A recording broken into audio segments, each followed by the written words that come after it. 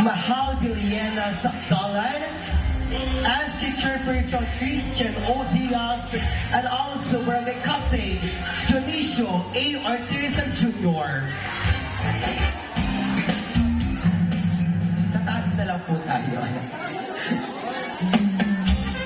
Okay, our first set of special award, defensive player, jersey number 16, Mr. Antonio.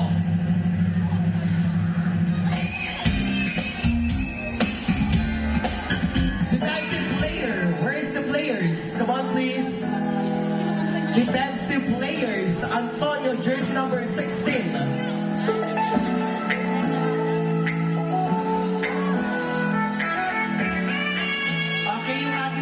Beloved kids, ayan, move tayo ng konti. Gilid-gilid muna kayo mga anak, ayan.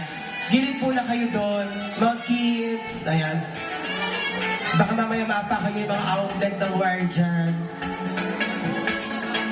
And of course, our next special award, Best Center of the Year 2026, Basketball League. Jersey number 28, Mr. Zanet.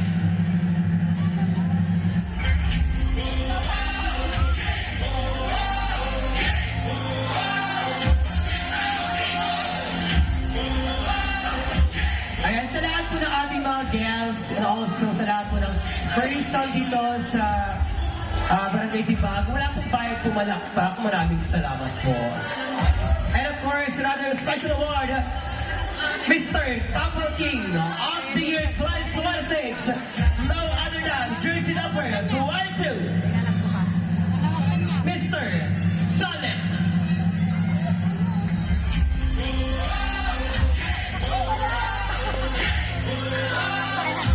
Yung mga kids po, ayan, pasuyo lang po.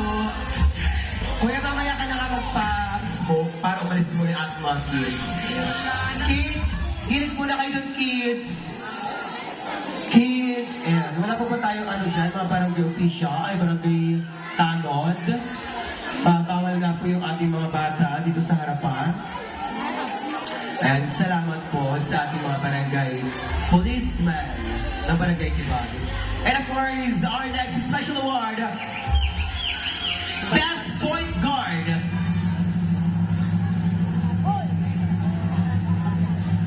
Our Best Point Guard of the Year Basketball League 2026, jersey number 22, Mr.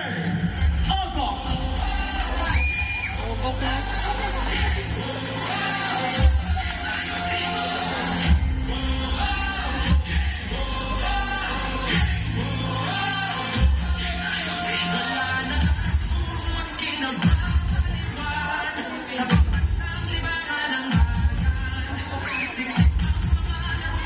And of course, another special award, our Rebound King of the Year Basketball League 2026, jersey number 5, Mr.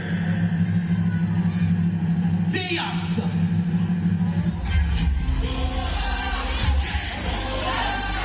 Once again, Mr. Diaz,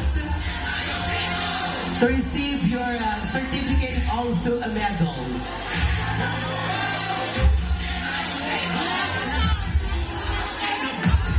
Okay, kung wala po yung mga players na pinabanggit ko po dito sa harapan, and yung representative na lamang po para po makuha nila yung kanilang certificate and medals. Baka andyan po yung kapatid niya, Mr. Diaz. Come on, please. Tristan Diaz. Ayan, dahil marami pa po tayong special awards.